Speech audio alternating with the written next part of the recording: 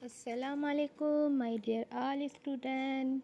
I hope you will well and fine. उस दिन जो हमने पढ़ा था वो पढ़ा था फीडबैक सिस्टम। आज जो हम पढ़ेंगे वो इस स्लाइड से हम स्टडी करेंगे। ये स्लाइड जो है ये एमडीकेट के स्टूडेंट के लिए भी है एंड अदर यूनिवर्सिटी की स्टूडेंट के लिए भी है। स्टार्ट करते हैं। हम ये पढ़ चुके हैं होम्योस्टेसिस। होम्योस्टेसिस क्या है? होम्यो हम बोलते हैं सेम को एंड स्टेसिस हम बोलते हैं पोजीशन को या हालत को। ये एक ग्रीक वर्ड है जिसकी मीनिंग है stay same, to stay same. ये इंट्रोड्यूस करवाया था वाल्टर बी केनॉन ने 1945 में। इसने डिस्क्राइब किया था कि ये एक सेल्फ रेगुलेटिंग प्रोसेस है जो कि हमारी इंटरनल इन्वायरमेंट को मेंटेन करके रखता है। मतलब कि हमारी जो एक्सटर्नल इन्वायरमेंट होती है वो चाहे कितनी भी चेंज हो, हमारी जो इंटरनल इन्वायरमेंट होती है वो मेंटेन रहती है, स्टेबल रहती है। हमारी बॉडी जो है उसी हालत को एडजस्ट कर लेती है। मतलब कि इंटरनल एक्सटर्नल इन्वायरमेंट में अगर चेंजिंग आएगी तो तब भी हमारी बॉडी की जो इंटरनल इन्वायरमेंट है वो मेंटेन रहेगी, वो सेम रहेगी। तो इन्वायरमेंट क्या है? Environment is refer to the condition which organism lives. Environment एक हालत है। अब टू टाइप की इन्वायरमेंट होती है। मतलब कि there are two types of organism जो हैं टू टाइप्स के होते हैं। इन्वायरमेंट को रिफ़र किया गया है कंडीशन से लिया गया है जिस हालत में, जिस माहौल में ऑर्गेनिज्म रहते हैं। अब दो तरह के ऑर्गेनिज्म, एक टेरेस्ट्रियल होते हैं एंड एक एक्वेटिक होते हैं। टेरेस्ट्रियल जो होते हैं वो कहाँ रहते हैं? ज़मीन पे रहते हैं एंड एक्वेटिक जो होते हैं वो पानी में रहते हैं। उनकी डिफरेंट इन्वायरमेंट होती है। मतलब कि कुछ की जो है मॉडरेट होती है, कुछ की एक्सट्रीम होती है, आपने पढ़ा होगा। अब terrestrial leaves in soil and aquatic leaves in water. Terrestrial जो हैं वो ज़मीन पे रहते हैं एंड एक्वेटिक जो हैं वो पानी में रहते हैं। टेरेस्ट्रियल कौन से होते हैं? मेमल्स आ जाते हैं एंड एनिमल्स आ जाते हैं। एक्वेटिक में स्टारफिश आ जाती है, जेलीफिश आ जाती है। When change in external condition, organism develop to maintain physical or physiological change in their body accordingly in view of environmental change। मतलब कि अगर के इन्वायरमेंट में चेंज आता है तो जो ऑर्गेनिज्म है, जानदार है, उसमें भी फिजियोलॉजिकल चेंजिंग आएगी जिसकी वजह से हमारी जो इंटरनल इन्वायरमेंट है वो मेंटेन रहेगी सूटेबल लिमिट तक। मतलब कि महदूद हद तक मेंटेन रहेगी, स्टेबल रहेगी।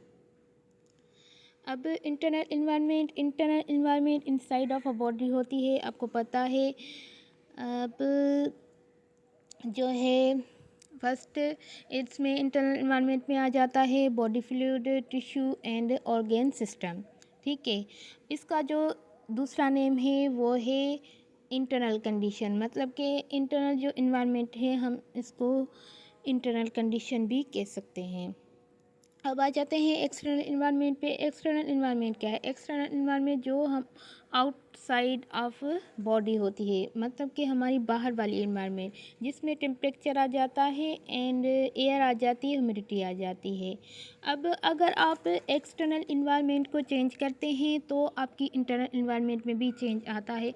उसी चेंजिंग को मेंटेन करके रखना ये किसका काम होता है? होम्योस्टेसिस का काम होता है। मतलब कि थोड़ा सा भी चेंज अगर आया तो होम्योस्टेसिस के ज़रिए जो है वो मेंटेन रहती है, स्टेबल रहती है। यहाँ पे लिखा हुआ है ना, when external environment is change internal environment is also change.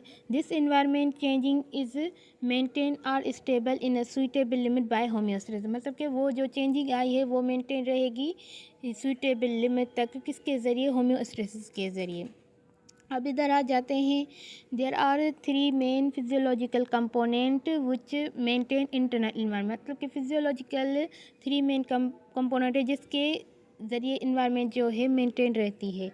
कौन से हैं वो कंपोनेंट फिजियोलॉजिकल जो हमारी बॉडी में होते हैं। वो पहले आ जाता है ऑस्मोरेगुलेशन। और ऑस्मोरेगुलेशन क्या है, जो मेंटेन करता है साल्ट एंड वाटर को। अब वाटर जो है लॉस भी होता है, गेन भी होता है। अगर लॉस हो गया तो हमें वाटर की कमी होती है, एंड अगर गेन हो गया तो इससे मतलब कि इससे हमें जो है एनर्जी भी मिलती है, एंड इससे हमें जो है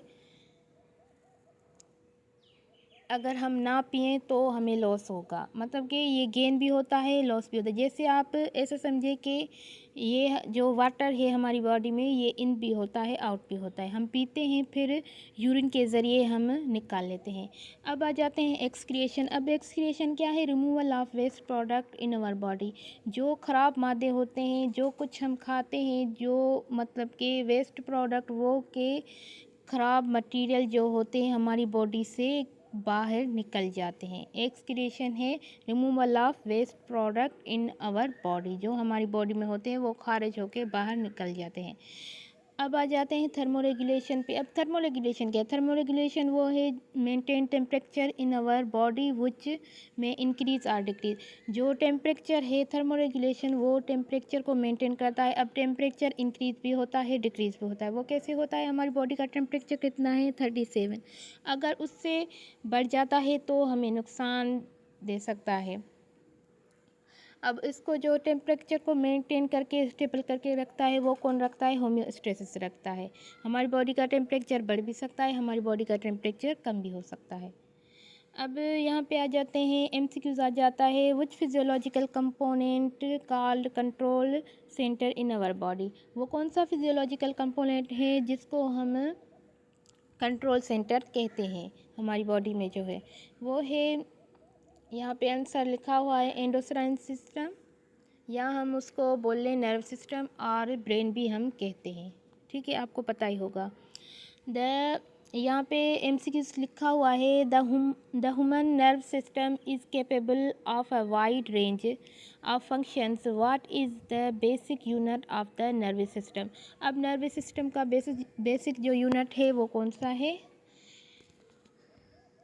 आई थिंक आपको पता होगा, आपने पढ़ा होगा। इसका आंसर होगा सी, न्यूरॉन। ठीक है, अब हम आ जाते हैं एलिमेंट्स ऑफ होम्योस्टेसिस। ठीक है, होम्योस्टेसिस में जो चेंजिंग आती है ये हमने पढ़ा था। उस पे नज़र कौन रख रहा है, उसमें जो चेंजिंग आती है उस पे नज़र कौन रख रहा है, वो कौन सा सिस्टम होता है, हमने पढ़ा था, आपको याद होगा। अब इसमें पहले आ जाते हैं रिसेप्टर। अब रिसेप्टर क्या करते हैं,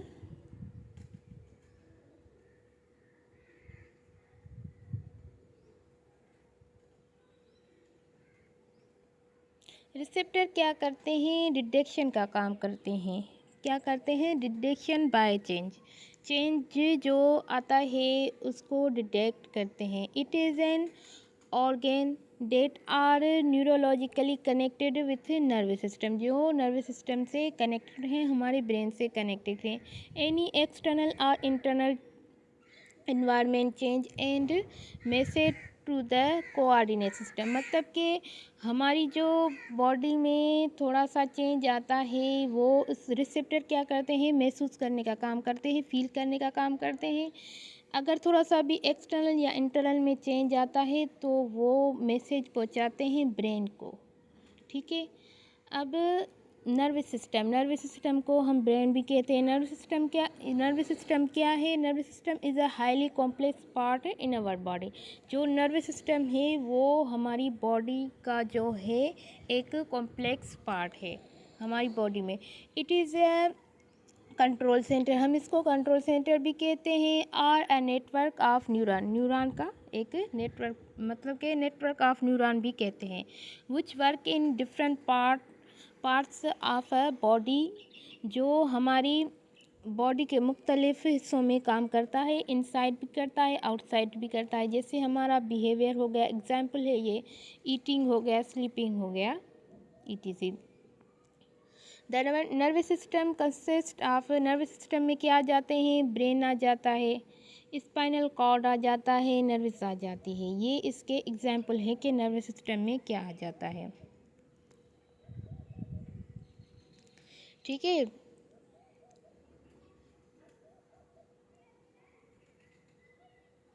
अब जो है इधर जो आना था, ये जो स्लाइड है आगे पीछे हो गई है, यहाँ पे फीडबैक आना था पहले। सो ये जो है ये नीचे आ गया है, बट कोई बात नहीं, हम कर लेंगे। सो अब आ जाते हैं हम इफ़ेक्टर पर। अब इफ़ेक्टर का क्या काम होता है? Effector an organ or cell that respond to signal from nervous system that substance back to normal. अब एक इफ़ेक्टर क्या करता है? जो हमारा नर्वस सिस्टम है वो कमांड जारी करता है इफ़ेक्टर को। पहले तो वो चेक करता है जो भी चेंजेस आई है उसको चेक करता है, इंफॉर्मेशन कलेक्ट करता है, फिर रिस्पॉन्स करता है रिसेप्टर को, जिसकी वजह से हमारी बॉडी में जो चेंजेस आते हैं या कुछ भी होता है वो नॉर्मल हो जाता है, अपनी सूटेबल लिमिट में, अपनी हद में आ जाता है। अब इफ़ेक्टर क्या है? इफ़ेक्टर कौन से इफ़ेक्टर होते हैं? इफ़ेक्टर होते हैं, इफ़ेक्टर आर कार्डिक मसल। जो कार्डिक मसल होते हैं वो जिसकी वजह से हमारी जो बॉडी है उसमें जो ब्लड वो चलता है। Cardiac muscle that connect to pump blood in response to signal from nervous system. जो सिग्नल देते हैं किसको? हमारे ब्रेन को। कार्डिक एक मसल होते हैं जिसकी वजह से हमारे जो ब्लड है हमारी बॉडी में चलता है। ये हार्ट में होते हैं कार्डिक मसल जो है पंप। यहाँ पे लिखा हुआ है ना, cardiac muscle that contract to pump blood in response to signal from nervous system. ठीक है, ये जो है हमारी मतलब के हार्ट से कनेक्टेड होते हैं ये कार्डिक मसल, जिसकी वजह से हमारी बॉडी में जो है खून चल रहा होता है। अगर ये रुक जाएं या बेंड हो जाएं तो हमें सांस लेने में भी प्रॉब्लम होगी, हमें जो है काफ़ी हद तक नुकसान पहुंच सकता है। ठीक है, अब यहाँ पर है effector do not include. Effector कहाँ नहीं होते? ये MCQs है। अब कार्डिक मसल ये भी इफ़ेक्टर हैं, ग्लैंड्स ये भी इफ़ेक्टर हैं, स्मूथ मसल ये भी इफ़ेक्टर हैं। जो स्मूथ मसल्स हैं ये भी इफ़ेक्टर हैं। अब किस में नहीं होते? हेयर में नहीं होते। हेयर में जो है इफ़ेक्टर नहीं होते। Effector do not include in hair. हमारे बालों में इफ़ेक्टर नहीं होते। बाकी जो ये तीन हैं ये सारे इफ़ेक्टर में इंक्लूडेड हैं। अब हम आ जाते हैं फीडबैक सिस्टम, जो है हमारा check and balance system of a body. जो चेक करता है, फिर मेंटेन करके रखता है, बैलेंस करके रखता है। अब इधर आ जाता है negative feedback system. Negative feedback system क्या होता है? ये is a system which bring opposite effect or action in order to any change in the body। मतलब कि ये अपना अपोजिट इफ़ेक्ट दिखाता है। अगर कोई चीज़ बढ़ गई हो तो उसे कम कर देता है, अगर कोई चीज़ कम हो गई हो तो उसे बढ़ा देता है। जो हमारी बॉडी में चेंजेस आते हैं उससे उससे अपोजिट काम करता है। इसमें क्या आ जाता है? Heating process activate on shivering body temperature increase. अब अगर जब इंसान को शिवरिंग हो जाती है तो कौन सा प्रोसेस एक्टिवेट होता है? हीटिंग प्रोसेस एक्टिवेट होता है। वो इसलिए होता है कि बॉडी का जो टेम्परेचर है वो मेंटेन रहे, हमारी बॉडी जो है स्टेबल रहे। हीटिंग प्रोसेस एक्टिवेट करते हैं जब हमारी बॉडी में शिवरिंग होती है। ठीक है, टेम्परेचर इंक्रीज़ होता है। इसमें एग्जांपल है suppose metabolic rate, muscle activities, ये भी जो है निगेटिव फीडबैक में आ जाते हैं। Blood flow to muscle and thyroid hormone production, ये भी जो है किस में आ जाते हैं, ये एक एग्जांपल है निगेटिव फीडबैक की। अब पॉजिटिव फीडबैक क्या है? पॉजिटिव फीडबैक जो है वो अगर एक चीज़ इंक्रीज़ होगी तो उसको इंक्रीज़ कर देगा, मतलब कि बढ़ेगी उससे ज़्यादा उसको बढ़ा देगा। चेंज इन आउटपुट, सो कैसे? जैसे child birth contraction to release oxytocin hormone, platelets, ये इसके एग्जाम्पल है। जब बेबी चाइल्ड की जो बर्थ होती है, हार्मोन होते हैं, एक हार्मोन रिलीज़ होता है, ठीक है। सो ये जो है इसका एग्जाम्पल है, चाइल्ड की जब बर्थ होती है, बेबी जो है वो कहते हैं ना कि बेबी लेबर पे है, अभी बेबी बॉर्न होने वाला होता है, तो एक हार्मोन रिलीज़ होता है जिसको हम कहते हैं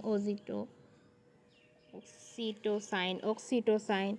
वो जो है हार्मोन है वो रिलीज़ होता है कि बेबी जो है मतलब कि बेबी जब बॉर्न होता है, बच्चा जब पैदा होता है तो वो हार्मोन रिलीज़ होता है। अब ये क्या करता है? पॉजिटिव फीडबैक जो है वो उसको मतलब कि प्रोटेक्ट करता रहता है, जैसे कि आसानी से बेबी जो है कॉन्ट्रैक्ट कर ले, कॉन्ट्रैक्शन हो जाए एंड बेबी जो है बॉर्न हो जाए। आप ऐसे समझ लें कि ये चाइल्ड बर्थ जब बच्चा पैदा होता है या लेबर में होता है, ये जो हार्मोन है ये उसी टाइम जो है रिलीज़ होता है, ये पॉजिटिव फीडबैक में आता है, मतलब कि ये पॉजिटिव फीडबैक में आता है। और ये जो हार्मोन है, हार्मोन रिलीज़ होगा, सपोर्ट करेगा उसको, किसको? कॉन्ट्रैक्शन को, कि मतलब कि करता रहेगा, जैसे आसानी से बेबी बॉर्न हो जाए, बेबी जो है वो बाहर निकल के आ जाए, ठीक है। अब प्लेटिलेट्स का तो आपको एग्जाम्पल पता होगा कि क्या होता है। प्लेटिलेट्स जो है, अगर हमें चोट वगैरह लग जाती है, हमारी ब्लड जो है बहता है, जो ब्लड उसको ये रोकती है, ये भी एक एग्जाम्पल है पॉजिटिव फीडबैक का। अब इसमें एमसीक्यूज आ जाते हैं। Which of the following is an example of positive feedback mechanism? कौन सा एग्जाम्पल है पॉजिटिव फीडबैक मैकेनिज़्म का? तो इसका आंसर है बी, ब्लड क्लॉटिंग। बी इसका आंसर है। इसका आंसर कौन सा है? बी है। अब ये तो नहीं होगा the control of blood pressure, ये भी नहीं होगा the regulation of body temperature, ये भी नहीं होगा, तो क्या होगा? Blood clotting. अब हम आ जाते हैं ऑस्मोसिस में। ऑस्मोसिस क्या होता है? Osmosis is a process in which water molecule move higher concentration region to the lower concentration region. ये एक प्रोसेस है through a semi permeable membrane, मतलब कि जो है वाटर जो मॉलिक्यूल्स हैं वो मूव करते हैं हाई की तरफ से लो की तरफ तक, ठीक है। हाई कंसंट्रेशन से लेकर लो कंसंट्रेशन की तरफ कर, किसके through a semi permeable membrane, ठीक है। अब यहाँ पे आ जाता है the passage of water across a selectively permeable membrane is known as, वो कौन सी है? ये एमसीक्यूज है, ये आप खुद कर लेना कि the passage of water across a selectively permeable membrane is known as, ये आप खुद कर लीजिएगा। अब हम आ जाते हैं water relation in cell. Cell में वाटर का रिलेशन क्या है? वाटर जो है एक बायोलॉजिकल सॉल्वेंट है, सबको पता। ये ड्राइव किया गया है most of metabolic activities of a living cell, metabolic activities of a living cell, मतलब कि ये मेटाबॉलिक एक्टिविटी से ड्राइव किया गया है, जो कि लिविंग सेल, इंसान जो हम हैं या अदर जानदार हो गए उसमें होता है। It moves out of the cell, ये जो है ये इन भी होता है आउट भी होता है। यहाँ पे लिखा हुआ है it moves in and out of the cell by a process called osmosis, जिसको हम क्या कहते हैं, ये अंदर आता भी है बाहर जाता भी है निकलता भी है। मतलब कि हम जो पानी पीते हैं फिर वो निकालते हैं यूरिन के ज़रिए, तो उस प्रोसेस को हम क्या कहते हैं, ऑस्मोसिस। अब the molecular formula of water is H2O। H2O जो है वाटर का फार्मूला है, ठीक है। ये जो है प्योर सब्सटेंस है, ये कंपोस्ट किया गया है 1 हाइड्रोजन एंड 2 ऑक्सीजन एटम से। ये जो है पोलर सॉल्वेंट है, ठीक है, जो लॉस भी होता है गेन भी होता है, ठीक है। अब यहाँ पे लिखा हुआ है MCQs है ये कि how much percentage of water are there in our body. So ये आप खुद कर लीजिएगा, ठीक है।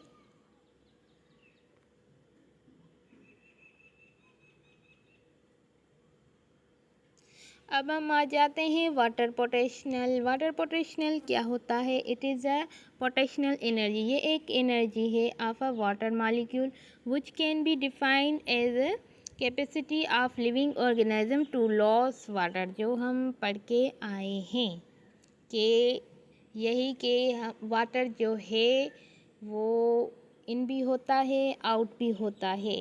अब capacity of the capacity of living organism to loss water, ठीक है। या आप ऐसे भी कह सकते हैं tendency of a water molecule to loss water is called water potential. मतलब कि जो हम पानी पीते हैं उससे हमें एनर्जी मिलती है और कुछ जो बचा हुआ पानी होता है वो हम यूरिन के ज़रिए निकाल लेते हैं। अगर हम पानी पिए ही ना तो ये हमें लॉस हुआ, जो हमें नुकसान पहुंचा सकता है, हमारी बॉडी को नुकसान पहुंचा सकता है, जिससे हमें वीकनेस हो सकती है, मतलब कि पानी की कमी हो सकती है, जिससे हमें जो है वो क्या कहते हैं, हमारा डाइजेशन जो सिस्टम है वो भी उससे भी मतलब कि नुकसान पहुंच सकता है। जो हमारा डाइजेस्टिव सिस्टम है या हम इम्यून सिस्टम कह दें उससे भी जो है हमें नुकसान पहुंच सकता है। सो वाटर जो है हमें पीना चाहिए, बहुत ज़्यादा हमें पानी पीना चाहिए बट लिमिट तक, इतना भी नहीं पीना चाहिए, ठीक है। अब क्या है, it is a pure water. जो वाटर पोटेंशियल है ये क्या है, ये प्योर वाटर है इन केस ऑफ प्लांट में ये प्रोसेस होता है। ओल्ड बुक में आपने पढ़ा होगा, ये सारा कुछ उसी में भी लिखा हुआ है, आप पढ़ लीजिएगा, ठीक है। अब यहाँ पे लिखा हुआ है ना, यहाँ पे ये MCQs है, if a pressure greater than atmospheric pressure is applied to a solution its water potential. ये MCQs है, आई थिंक ये आप कर लेंगे, ठीक है। कि क्या होता है, वाटर इंक्रीज़ होता है, वाटर डिक्रीज़ होता है, वाटर रिमेन सेम होता है या बिकम ज़ीरो होता है, ठीक है। अब यहाँ पे आ जाता है ऑस्मोटिक प्रेशर। ऑस्मोटिक प्रेशर क्या होता है, the excess pressure on the side of solution that stop the net flow of solvent into the solution through semi permeable membrane is called osmotic pressure. मतलब कि वो प्रेशर जो यहाँ पे लिखा हुआ है on the side of solution that stop the net flow of solvent into solution through semi permeable membrane। मतलब कि जो है वो वाटर को जाने दे, सॉल्ट को अपने अंदर से ना गुजरने थे उसको स्टॉप कर दे। यहाँ पे लिखा हुआ है ना, कोई भी ऐसा सॉल्यूशन हो जो कि through a semi permeable membrane is called osmotic pressure. यहाँ पे लिखा हुआ है pressure on the side of solution, जो प्रेशर हम देते हैं साइड ऑफ सॉल्यूशन, मतलब कि कोई भी ऐसा जो सॉल्यूशन उसको स्टॉप कर लेता है, वाटर को गुजरने देता है, ये ऑस्मोटिक प्रेशर, एंड जो है सॉल्वेंट को गुजरने नहीं देता। ठीक है, उससे ही हम क्या कहते हैं, ऑस्मोटिक प्रेशर कहते हैं। यहाँ पे एमसीक्यूज है, यहाँ हाँ एमसीक्यूज है। A solution has an osmotic pressure of 10 atm at 25 centigrade, हाँ 25 centigrade, if the temperature is increase to 37, what happen to the osmotic pressure. मतलब कि अगर हम ऑस्मोटिक प्रेशर, यहाँ पे लिखा हुआ है a solution has an osmotic pressure of 10 atm पे है 25, मतलब कि 10 atm हम देते हैं 25 सेंटीग्रेड पे, तो हमारा जो टेम्परेचर है वो इंक्रीज़ होता है 37। तब आप बताएं कि what happen to osmotic pressure में क्या होगा, ये डिक्रीज़ आएगा, इंक्रीज़ आएगा, सेम रहेगा, क्या होगा।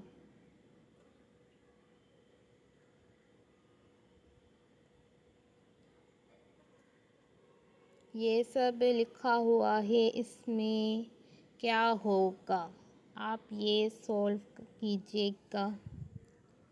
अगर आपसे नहीं होता तो आप ये जो क्वेश्चन है ये आप कमेंट में पूछ सकते हैं कमेंट में।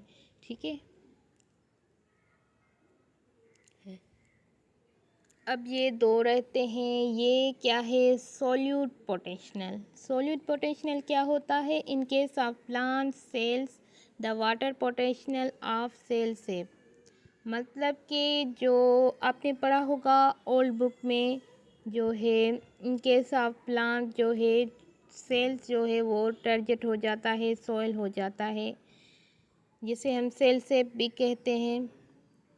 Solution in a vacuole is termed as solute potential, जिसको हम सॉल्यूट पोटेंशियल भी कहते हैं। If a plant cell is placed in pure water, वो जो है किसमें होता है, प्योर वाटर में होता है, जिसकी वजह से जो है हमारा जो क्या होता है, सेल जो है टर्जेट हो जाता है, सेल फट जाता है। ये ओल्ड बुक में है, आपने पढ़ा होगा। In case of plants cells the water potential of cell shape, मतलब कि सेल शेप को ही हम वाटर पोटेंशियल कहते हैं। यहाँ पे नो वाटर पोटेंशियल नहीं है, सॉरी, सॉल्यूट पोटेंशियल वो जो प्लांट के केस में हो, the water potential of cell shape. यहाँ पे जो है वहाँ हम पढ़ के आए थे वाटर पोटेंशियल, वो जो है इस प्लांट की केस में क्या है, यूज़ होता है, इसमें इस्तेमाल होता है, जिसकी वजह से जो है सॉल्यूशन इन अ वैक्यूल में जो सॉल्यूशन होती है वो जो है फूल जो सेल में है जो पानी है वो भर जाता है, आखिर में वो क्या हो जाता है, वो टर्जेट हो जाता है, सॉइल हो जाता है, फट जाता है। वो किसकी वजह से होता है, वो सेल वाल की वजह से होता है, जो फट जाता है, सेल टर्जेट हो जाता है, वो किसकी वजह से होता है, वो सेल वाल की वजह से होता है, ये याद रखिएगा। अब यहाँ पे एमसीक्यूज है, which part of the cell contain water like substance with dissolve molecule and suspend them in them. So इसमें क्या होगा, इसका आंसर है ए, प्रोटोप्लाज्म। क्या है इसका आंसर, प्रोटोप्लाज्म। ठीक है, अब टर्जर प्रेशर क्या होता है, tension cause string is called hydrostatic और टर्जर प्रेशर। मतलब कि जो हम अपना प्रेशर लगाएं, जो अपना प्रेशर हम खुद का लगाएं, उसको हम कहते हैं टर्जर प्रेशर। अब the pressure created by water on cell wall which become टर्जेट, मतलब कि वाटर पे जो प्रेशर लगता है, क्रिएटेड होता है, the pressure created by water के ज़रिए जो सेल पे प्रेशर क्रिएटेड होता है उसको हम टर्जेट प्रेशर कहते हैं, जो हम खुद का देते हैं, जिसकी वजह से सेल जो है फूल जाता है, सेल टर्जेट हो जाता है, फट जाता है। अब आ जाते हैं एंडोस्मोसिस। एंडोस्मोसिस वो क्या होता है the process which is moves from outside to inside the cell is called endosmosis. मतलब कि वो प्रोसेस जो इन भी हो आउट भी हो, जो हमारी बॉडी में पानी को लाए, पानी हमारी बॉडी में जो निकल जाता है, आता भी है निकल भी जाता है, जैसे सेल्स में पानी आता भी है निकल भी जाता है, उसी प्रोसेस को हम कहते हैं एंडोस्मोसिस प्रोसेस।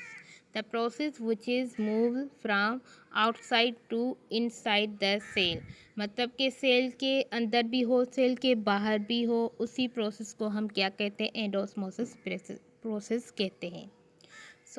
आज का जो लेक्चर था वो इसी स्लाइड पे था।